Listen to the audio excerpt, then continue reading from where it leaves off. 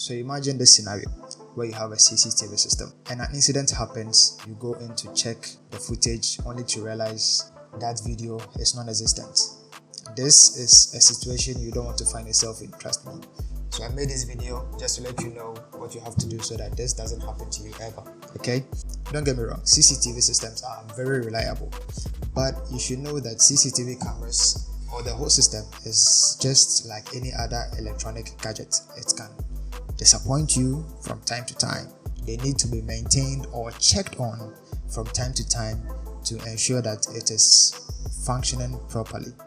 If you don't know how to play back by yourself and you always have to rely on a third party to come and do it for you, make sure you mark out the date and time. If you are not too sure, just have an estimate of when that incident happened so that you can easily go back and check what had happened. Okay, and make sure to do that as early as possible so that you don't lose that video, because mind you, as time goes on, depending on the size of the hard disk you have, that record might be lost because of new things that are recording on your system.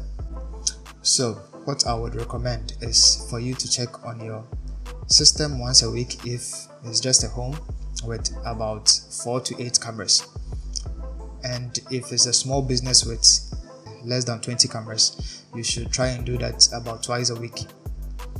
And if it's an industrial setup, you have to do that each and every day, and this is how you'd have to do it. The first thing is you check on all the cameras. If everything is on, all the cameras are on. Next, you go to the playback menu and check if all the cameras have been recording for the past 24 hours or the last time you left it off. Then you go in and check on the health of your hard disk just to make sure that it's recording properly.